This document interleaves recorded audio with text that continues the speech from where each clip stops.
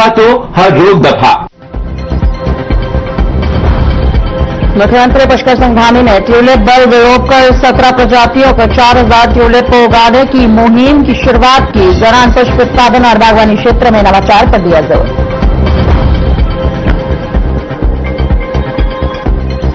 रुड़की के धनौरी में भीषण सड़क हादसे में बीजेपी नेता अमित सैनी की कार अनियंत्रित होकर पेड़ से टकरा गई, जिससे उनकी मौके पर ही मौत हो गई।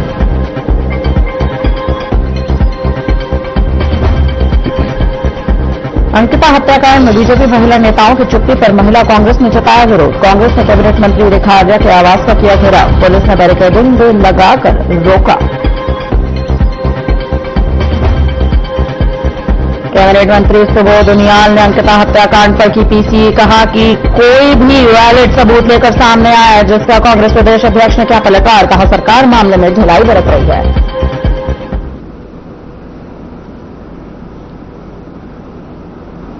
नमस्कार, मैं आश्रुति वोहरा एक बार फिर से आपका स्वागत करते हैं हमारे इस खास बुलेटिन में। शुरुआत करेंगे बड़ी खबरों के साथ।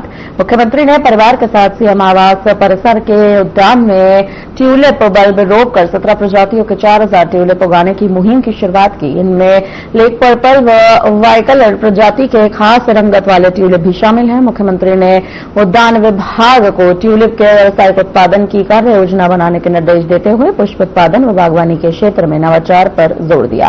मुख्यमंत्री धामी ने कहा कि प्रदेश में ट्यूलिप पुष्प के व्यावसायिक उत्पादन को बढ़ावा देने के लिए कार्य योजना बनाई जा रही है।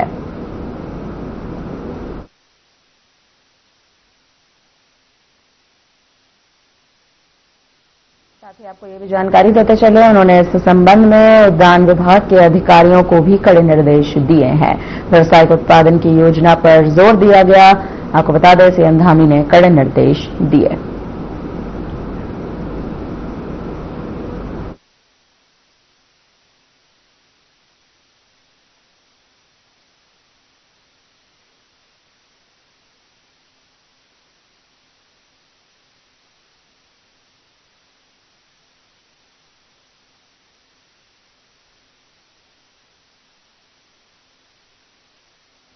गदरपुर के रोशनपुर डला बाबा में बुक्सा जनजाति समाज के महापुरुष राजा जगतदेव जी की अष्टधातु प्रतिमा का लोकार्पण मुख्यमंत्री पुष्कर सिंह धामी ने वर्चुअल माध्यम से किया। आपको बता दें 24.78 लाख की लागत से बनी 9 फीट ऊंची प्रतिमा को मुख्यमंत्री ने बुक्सा समाज की गौरवशाली परंपरा और बलिदान का प्रतीक बताया। मुख्यमंत्री ने मंदिर परिसर विकास और 2 सड़कों के पुनर्निर्माण की घोषणाएं भी की। कार्यक्रम में विधायक अरविंद पांडे सहित जनप्रतिनिधियों और अधिकारियों ने राजा जगतदेव जी को नमन भी किया। इस दौरान सांस्कृतिक कार्यक्रम भी किया गया।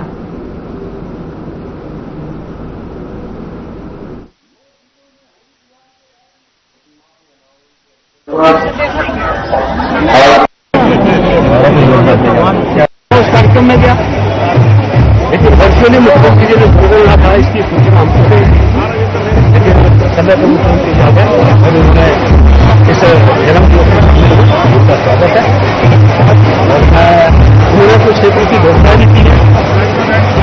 हालांकि वो घोषणा पहले से ही आधा काम हो चुका था, 50 काम बजे थे, लेकिन मुख्यमंत्री ने कहा है कि अच्छे का उनका स्वागत है। और राजा जगतदेव जी की खंडित प्रतिमा विकास के माध्यम से मूर्ति नहीं बन गई है, वो लग गई है। मैं पूरे समाज के लोगों को मैं इसकी शुभकामना देता हूँ। सबसे पहले तो मैं पूरे क्षेत्रवासियों को समाज को बहुत बहुत बधाई देती हूँ। राजा श्रद्धेय राजा जगतदेव जी की जो मूर्ति का आज अनावरण माननीय मुख्यमंत्री जी द्वारा किया गया है, उसके लिए बहुत बहुत बधाई देती हूँ। और लाइव में तो आपको मतलब ये तो हमेशा आप वैसे भी देखेंगे कि ग्रामीण इलाकों में जल्दी कुछ न कुछ ये व्यवस्था रखी हुई और मौसम खराब मौसम के कारण भी हो सकता है। ये तो एक टेक्निकल प्रॉब्लम है, इसमें तो कुछ भी नहीं कहा जा सकता ना। बहुत अच्छा कार्यक्रम की व्यवस्था की गई है। शुभम क्या है ज्योति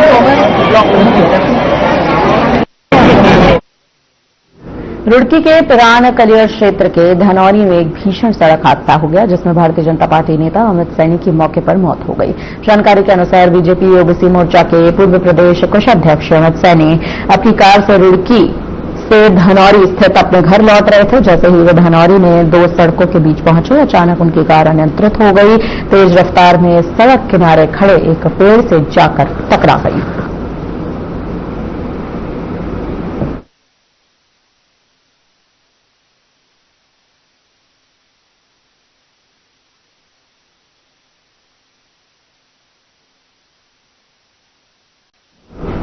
केदारनाथ से भारतीय जनता पार्टी विधायक आशा नौटियाल ने अगस्त्यमुनि में स्टेडियम निर्माण को लेकर सफाई दी। उन्होंने कहा कि इस स्टेडियम का निर्माण काफी समय से चल रहा था, कई युवा यहां प्रशिक्षण भी ले रहे थे। विधायक ने इस बात की जानकारी दी कि उनका उद्देश्य युवाओं को खेल के प्रति प्रोत्साहित करना है और इस स्टेडियम के निर्माण से क्षेत्र के युवाओं को लाभ भी होगा। इसकी भी जानकारी उन्होंने स्वयं दी।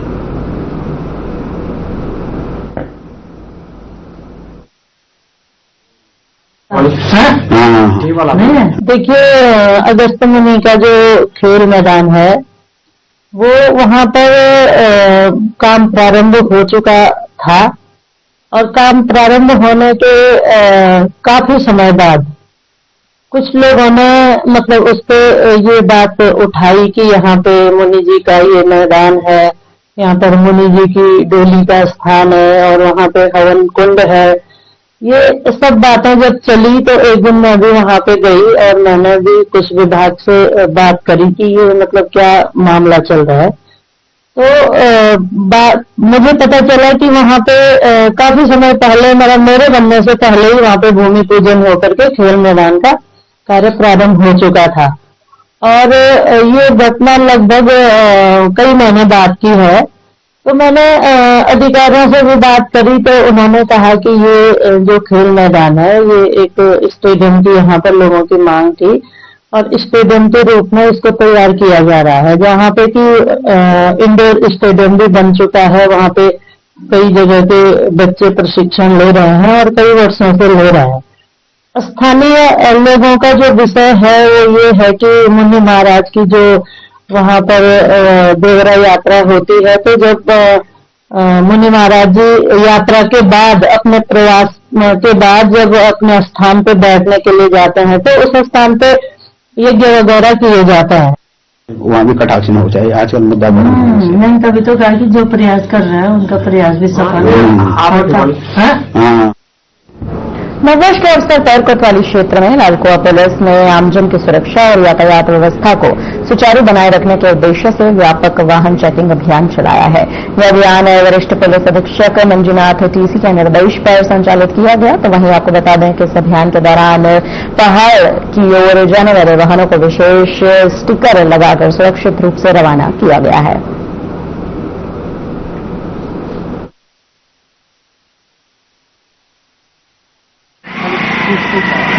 देखिए, उत्तराखंड पुलिस का कि जो भी यात्रियां हैं सुरक्षित आए और सुरक्षित अपने घर को जाएं और नए वर्ष को अच्छे तरह से सेलिब्रेट करें।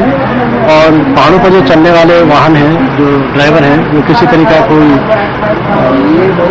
लकड़ा का सेवन न करें, कोई किसी प्रकार का नशा न करें और जो भी नशा करेगा उसके विरुद्ध कानूनी कार्रवाई की जाएगी। क्योंकि हृदय देखते हैं उनके विरुद्ध पूरी पुलिस की जो कार्रवाइयाँ होती हैं सारी कार्रवाई की जाती है। उनका मेडिकल करा करके जिस तरीके का अपराध किया है उस तरीके के अपराध में उनको दंडित किया जाता है।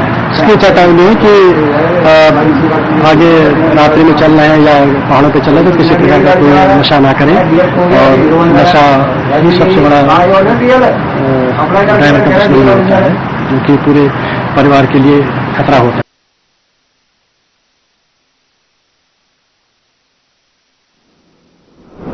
उत्तराखंड के पहाड़ी इलाकों में सड़क दुर्घटना के बढ़ते ग्राफ के मद्देनजर अल्मोड़ा में अब केंद्रीय सड़क परिवहन राज्य मंत्री अजय टम्टा ने जिलाधिकारी सहित विभिन्न विभागों के अधिकारियों के साथ सड़क सुरक्षा समिति की समीक्षा बैठक की है। आपको बताते चले, इस दौरान उन्होंने जनपद के सभी डेंजर जोन को पुनः प्रशिक्षण किया और सड़क सुरक्षा के पुख्ता इंतजाम भी किए जाए, इसकी भी जानकारी दी। साथ ही सड़क हादसों पर चिंता जाहिर की। सभी सड़कों को बेहतर गुणवत्ता से व्यवस्थित और इनकी सुनिश्चित तमाम व्यवस्थाओं करने के भी निर्देश यहां पर दिए गए।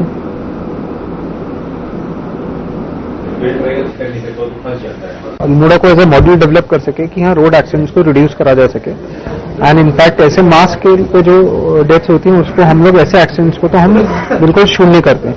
तो उनके लिए उन्होंने काफी सजेशंस दिए, उन्होंने हमें बताया भी कि कैसे हम फंड्स की प्राप्ति सेंट्रल गवर्नमेंट से कर सकते हैं इसके लिए।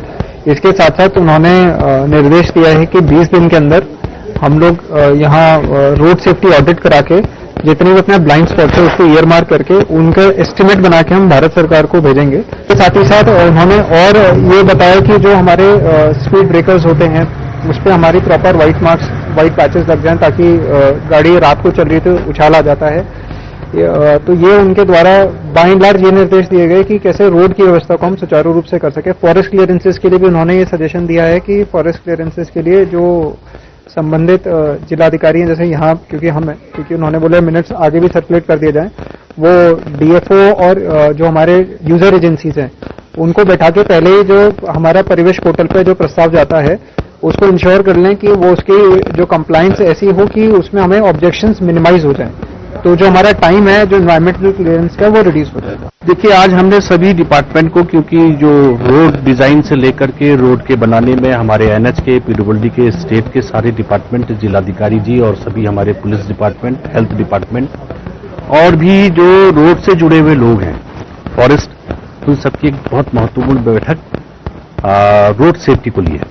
और चूंकि जो हमारे चाहे वो ब्लैक स्पॉट है, चाहे हमको नए जो हमने क्रैश बैरियर लगाने हैं, रोडों की डेंजर पोजीशन है, ऐसे सारी चीजों को भी ध्यान करते हुए नई रोड्स की डिजाइन, कोई हमारे को शॉर्ट रोड्स बन सकते हैं।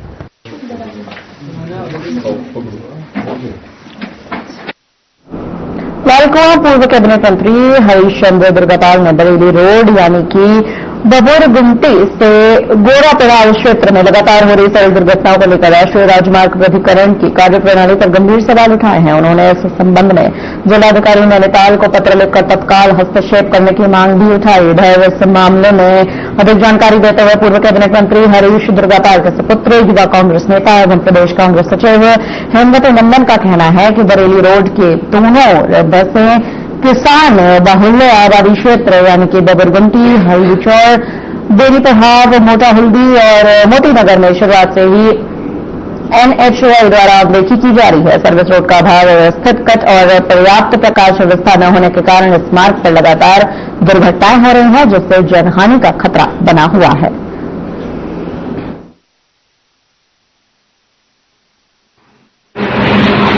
नहीं, इसमें जो है कि जो दिक्कत आ रही है, जो दुर्घटनाएं हो रही हैं हल्दीचौड़ में, गोरापड़ाव में, ये हाईवे में, तो उसमें सबसे बड़ा दिक्कत क्या है कि सर्विस लेन नहीं है। इन आबादी वाले क्षेत्रों में सर्विस लेन का न होना सबसे बड़ी कमी है।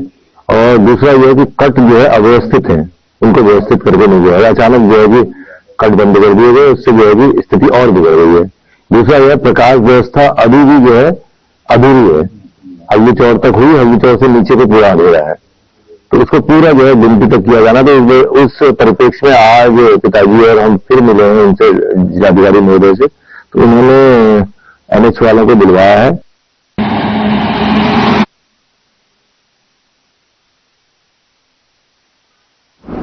उत्तराखंड के कैबिनेट मंत्री रेखा आर्या के पति गिरधारी लाल साहू का विवादित बयान सामने आया है। बताते चले कि वायरल वीडियो में गिरधारी लाल साहू ये साफ कहते हुए सुनाई दे रहे हैं कि बिहार में 20 से 25 हजार में लड़कियां मिल जाती हैं, कुंवारे के लिए बिहार से लड़कियां लेकर आएंगे, जिस पर अब विवाद खड़ा हो चुका है। और इस बयान पर अब उन्होंने इस वायरल वीडियो पर भी सफाई देते हुए क्या कुछ कहा है, आइए आपको सुनवाते हैं।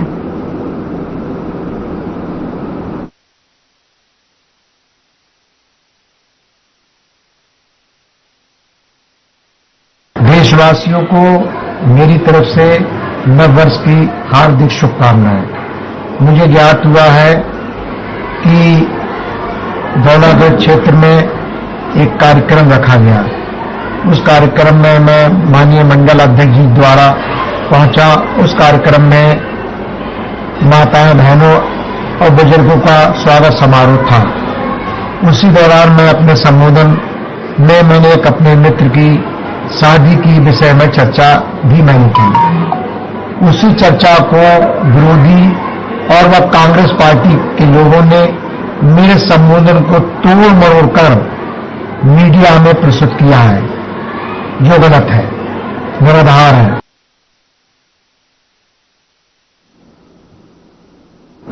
अंकिता हत्याकांड में भारतीय जनता पार्टी की महिला नेताओं की चुप्पी और मंत्री रेखा आर्या के पति गिरिधर लाल साहू के महिलाओं को लेकर दिए गए आपत्तिजनक बयान के विरोध में अब उत्तराखंड महिला कांग्रेस कमेटी ने कैबिनेट मंत्री रेखा आर्या के आवास का घेराव कर लिया है। इस दौरान पुलिस ने बैरिकेडिंग लगाकर महिला कांग्रेस को रोकने की कोशिश की, जिसके बाद सड़क पर बैठकर महिला कांग्रेस की नेताओं ने जमकर नारेबाजी भी की। इसको लेकर महिला कांग्रेस की प्रदेश अध्यक्ष ज्योति रौतेला का कहना है कि अंकिता भंडारी हत्याकांड में बीजेपी की महिला नेताओं ने चुप्पी साध रखी है।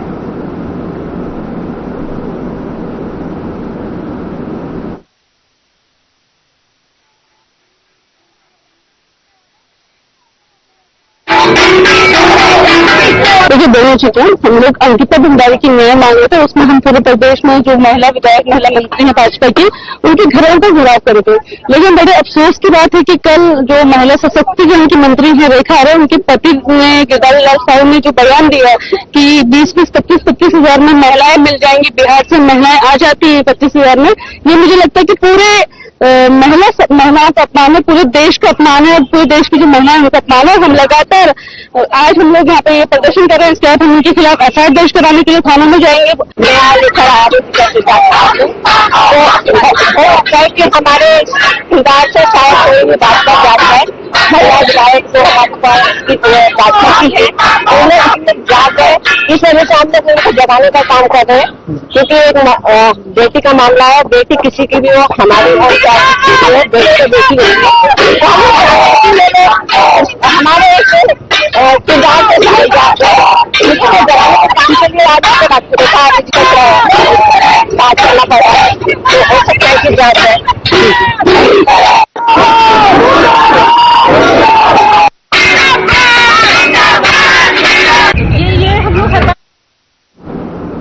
कैबिनेट मंत्री सुबोध उनियाल ने अंकिता भंडारी हत्याकांड पर देहरादून में प्रेस कॉन्फ्रेंस की है। इस दौरान उन्होंने ये भी कहा कि इस मामले में कोई भी वैलिड सबूत लेकर सामने अगर आता है तो सरकार किसी भी तरह की जांच से मना नहीं कर रही है। जिन लोगों की ओर से इस मामले को दोबारा उठाया गया है, उनसे सरकार और पुलिस लगातार सबूत को लेकर अपील भी कर रही है। बताते चले, कैबिनेट मंत्री सुबोध उनियाल के इस बयान पर गणेश गोडियाल की प्रतिक्रिया सामने आई। उन्होंने कहा कि सरकार अपनी आंखें और कान बंद कर चुकी है, लेकिन उनका मुंह खुला हुआ है।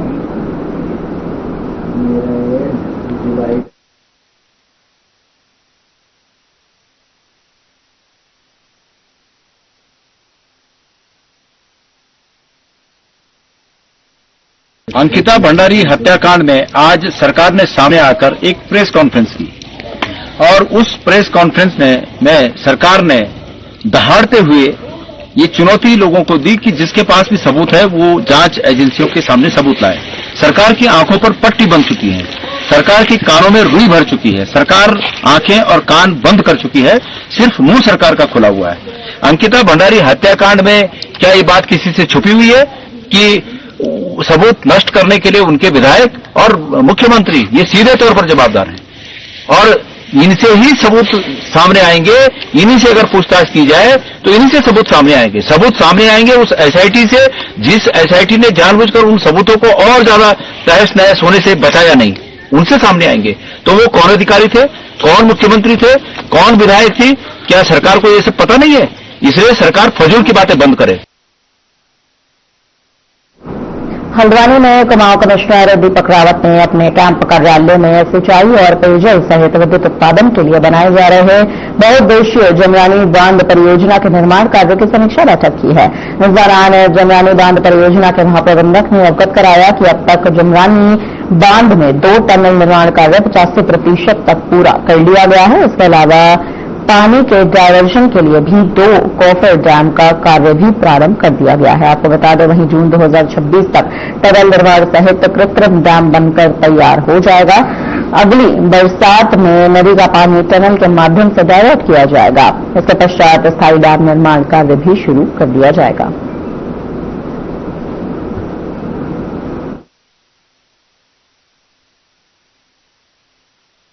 इस बरसात से पहले कर देंगे। जमरानी जो डैम का काम चल रहा है, आप जानते हैं कि कुमाऊं की बहुत ही इंपॉर्टेंट ये स्कीम है, जिसमें हल्द्वानी उधम सिंह नगर के हिस्से के अलावा उत्तर प्रदेश के भी कुछ हिस्से में इरिगेशन का काम होगा। तो इसके जो अलग अलग कंपोनेंट्स हैं, इसमें सबसे पहले तो डाइवर्जन जो टनल है उसको बनना है। उसके बाद इसमें 2 कॉफर डैम बनेंगे, एक तो ऊपर की तरफ बनेगा और एक डाउनस्ट्रीम में बनेगा, ये वाला काम है। उसके बाद रिवर बेड पे काम होंगे और डैम के एक्सकवेशन का काम होगा और मौके पर एक डैम बन जाएगा।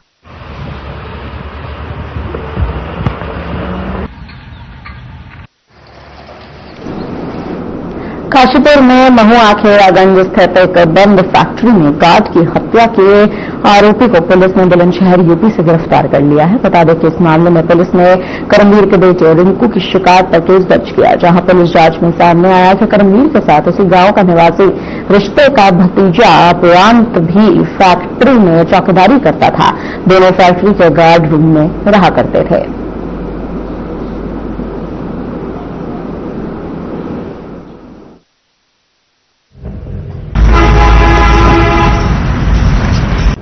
दिसंबर को कोतवाली आईटीआई पर महुआ खेड़ागंज में एक फैक्ट्री है, टूसा इंटरनेशनल प्राइवेट लिमिटेड। इसमें एक अज्ञात शव मिलने की सूचना प्राप्त हुई थी। उस अज्ञात शख्स की पहचान करमवीर उम्र 54 वर्ष के रूप में हुई थी। जो मृतक है उनके पुत्र द्वारा कोतवाली आईटीआई पर तहरीर दी गई, जिस तहरीर के आधार पर विभिन्न धाराओं में मुकदमा पंजीकृत किया गया। सूचना के दौरान ये तथ्य सामने आया कि मृतक के साथ ही एक अपराध जो उनके रिश्ते में भतीजा लगता है वो रहा करते थे और वो उसी दिन से घटना के बाद से फरार है। आज क्योंकि फरार अपराध को पकड़ने के लिए पुलिस द्वारा लगातार दबिश दी जा रही थी, तो 1 जनवरी को कोतवाली आईटीआई पर अपराध खुद अपने भाई के साथ आया, जहां से उसको गिरफ्तार किया गया है। उससे पूछताछ में पता चला कि उसके चाचा और वो एक फैक्ट्री में स्थित कमरे में साथ रहते थे और साथ में ही नशा और शराब का सेवन भी किया जाता था।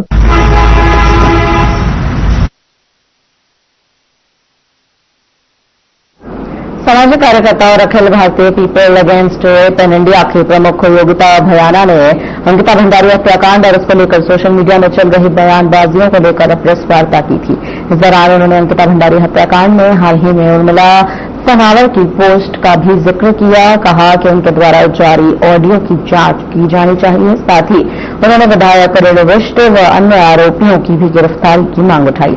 इसके साथ ही उन्होंने अंकिता भंडारी हत्याकांड में सीबीआई जांच की मांग की है और ये भी कहा है कि इसमें भी तय समय के अंदर जांच होनी सुनिश्चित की जाए, जिससे उत्तराखंड की बेटी को पूरा न्याय मिल सके। तो वहीं कांग्रेस प्रवक्ता प्रतिमा सिंह का भी कहना है कि देश की हर मां की उम्मीद उस महिला पर है जो आज इस सरकार को हिलाने का काम कर रही है।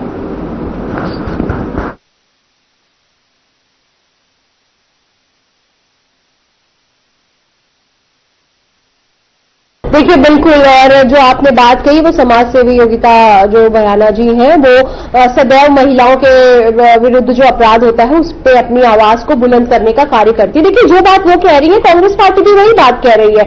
हमने भी यही कहा कि जिस तरीके से नाम सामने आ रहे हैं तो उसमें तो बिल्कुल त्वरित कार्रवाई करने की आवश्यकता है। इसको घुमाना फिराने की क्या जरूरत है। अब भट्ट जी, महेंद्र भट्ट जी बचाव में आ जाते हैं, ऊल जलूल बयानबाजी करते हैं क्योंकि हम उन्हें ये इसलिए टारगेट कर रहे हैं, जाति के बात पे टारगेट कर रहे हैं, तो ये हर चीज को घुमाना चाहते हैं। अब बातें घूमने वाली नहीं है। आपने देखा कि किस तरीके से कुलदीप सेंगर को जो जमानत मिलने का कार्य हुआ वो सब बड़ी खुशी मना रहे थे।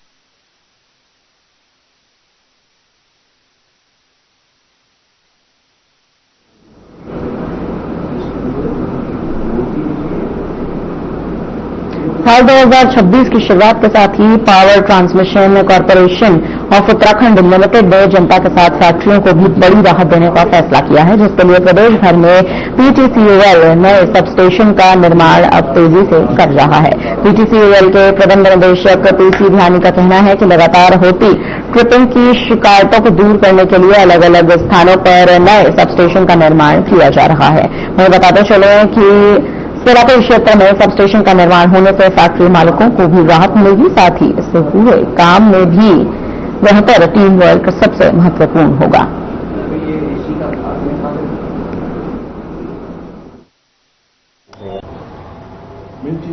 देखिए, हम बहुत कुछ नए कार्य भी कर रहे हैं। जैसे मैंने बताया कि एडीबी के अंतर्गत हमारे 6 प्रोजेक्ट हैं, जिसमें 132 जीआईएस के 4 हैं, जिसमें 132 केवी जीआईएस सर्विस हमारा लोहाघाट में है, 132 केवी जीआईएस सर्विस हमारा जो है खटीमा में है, 132 जीआईएस सर्विस हमारा धौलाखेड़ा में है, 132 केवी जीआईएस सर्विस हमारा आर्यघर में बन रहा है, और 2 220 के बिजलीघर भी हम बना रहे हैं, जिसमें 220 केवी का जीआईएस सर्विस हमारा सेलेपुर में बन रहा है, जो कि हमारी इंडस्ट्री की काफी लंबे समय से डिमांड थी, और वो बिजलीघर हम बिफोर टाइम करेंगे, जिससे कि हमारी इंडस्ट्री को जो है लाभ मिलेगा।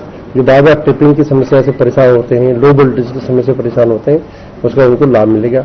ऐसे रुड़की क्षेत्र में भी हमारा 220 केवी का EIS बिजलीघर बन रहा है।